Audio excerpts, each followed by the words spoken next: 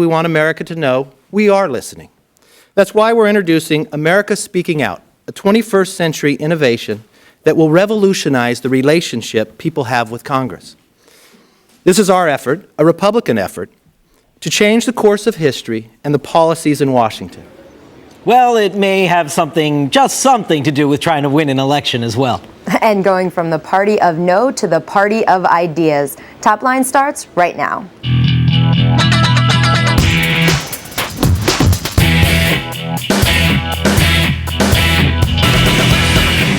Hello and welcome to ABC News' and Washington Post's Top Line. I'm David Chalian, today from New York. And I'm Karen Travers in Washington. Each weekday we're bringing you the very latest political headlines, reporting, insight, analysis, everything you need and want to know about politics. Karen, get us started. What is your top line today? Don't ask, don't tell compromise, David. The White House has endorsed a plan from lawmakers in the Pentagon to repeal this measure by the end of the year. But, of course, these changes won't take place until after December 1st. That is when the Pentagon's review will be completed. David, it looks like the votes, however, will come as early as this week.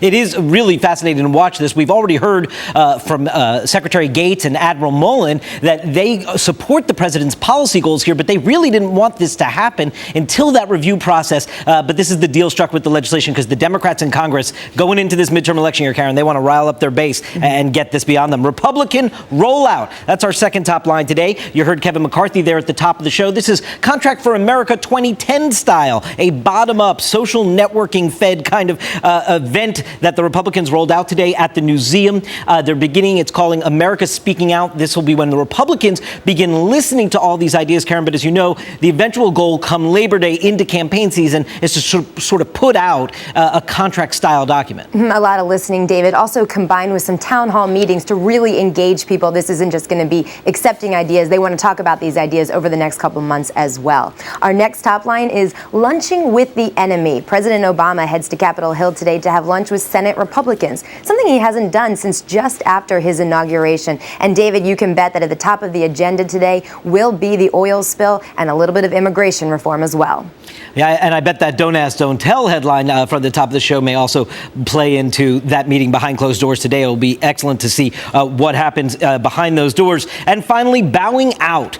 Representative Rob Simmons, former congressman from Connecticut, ends his Senate campaign today. This was a big recruit for the Republicans at the beginning of this cycle, the kind of moderate Republican from the Northeast who could potentially win statewide in a Democratic state like Connecticut. But he fell victim to the millions upon millions of dollars from World Wrestling Entertainment former CEO Linda McMahon, and also to that Tea Party energy out there not being the establishment choice, as you know, has been a popular thing out in the country. Rob Simmons now the third recruited candidate from John Cornyn, the chairman of the National Republican Senatorial Campaign Committee, to fall short of the nomination following Charlie Crist, who's now running as an independent, and they lost in Kentucky to Rand Paul last week. And David, Senator Cornyn just put out a statement before we went on the show that said that Linda McMahon will run a formidable campaign in November, and they do expect her to be victorious. So rallying now around Linda McMahon. Coming on the heels of that big Blumenthal story last week where the Democrats been knocked on his heels, that's now a competitive race.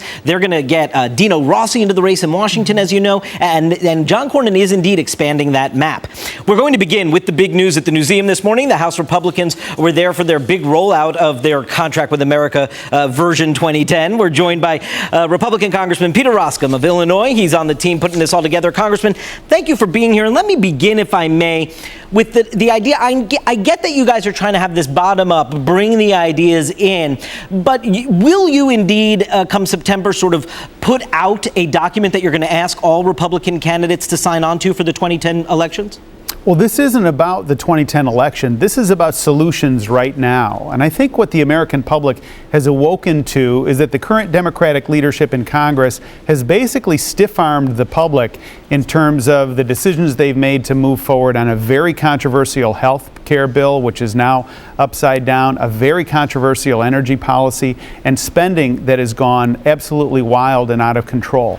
Our hope through americaspeakingout.com is to engage the public in really a thoughtful, dynamic dialogue that invites people to come in and says, hey, here's solutions on how we can save money right now. And the interesting thing in my view is that there is this social media element to it. So you go on, you post your suggestion, it's a threaded component, and you put it out to your friends on Facebook, put it out to those folks that you tweet to, and my sense is that it's going to go viral very quickly, and it's going to change the way that people interact with their Congress. Think about it. A whole host of ways we interact online right now in every other part of our lives, but we really don't interact that dynamically with our Congress. We're trying to change that. Well, Congressman, you said this is not about the 2010 election, and if that were true, then why not do this last year when it could have been perhaps an effective governing tool against the Obama administration, against the Democratic majority? Why wait until now when you aren't going to have that much time before the elections? Well, I think the urgency is now. The American public doesn't want to wait until a new Congress convenes next January. There's an urgency right now. We're borrowing 43 cents on every dollar. This Congress and this administration will triple our national debt in 10 years. And so we can't afford to wait until sometime in the future. We've got to deal with these problems now. And my sense is, based on what I'm hearing from my constituents, is they are very, very anxious to robustly engage in this debate. And they frankly feel as if they've kind of been stiff-armed on these backroom deals that Speaker Pelosi and others have put together in Washington. So, Congressman, explain to me what happens with these ideas now. You say, let's say, getting spending in control or taking care of the deficit. Let's say you get an idea from a constituent out there. Where do you take that idea? How do you move that forward? Well, my sense is what will end up happening is the ideas that begin, and individuals can vote on them and participate and debate them. But I think very quickly we're going to see ideas that are going to come to the top over a period of time. And then we can use those ideas and go to the floor. Let me give you one quick example. Eric Cantor, the Republican whip from Virginia, had a proposal a couple weeks ago called U-Cut. He put it online. 500,000 people have voted on different spending cutting suggestions, and he was able to bring that to the floor and try and get an up and down vote as late as last Thursday. I think this is going to move very, very quickly, particularly as people see the seriousness of the problem in Washington and get the word out to their friends on how they can participate. Congressman, how committed are you to using the ideas that are submitted at these town meetings, that are submitted through social media networking sites? What if these are ideas that are really coming from the fringe of the Republican Party? What if these are ideas that the national Republicans don't want to sign on to going into the fall election season? Good question. On the front of the website, there's an articulation of Republican principles. So this is not an attempt to come up with a new worldview or a new searching for new principles. We know what our principles are. We're a party of restraining spending and smaller government and more accountability and a strong national defense. All those things that you know Republicans stand for. But our hunch is that there's a lot of Americans, Republicans, independents, Democrats, we don't ask them to disclose their party affiliation, who have things to say and suggestions to make about how we can improve things in Washington within that framework. So if ideas outside of that framework, they're off the table. So if somebody says, we think plugging the budget deficit, maybe we should raise taxes, that's something you guys will not consider.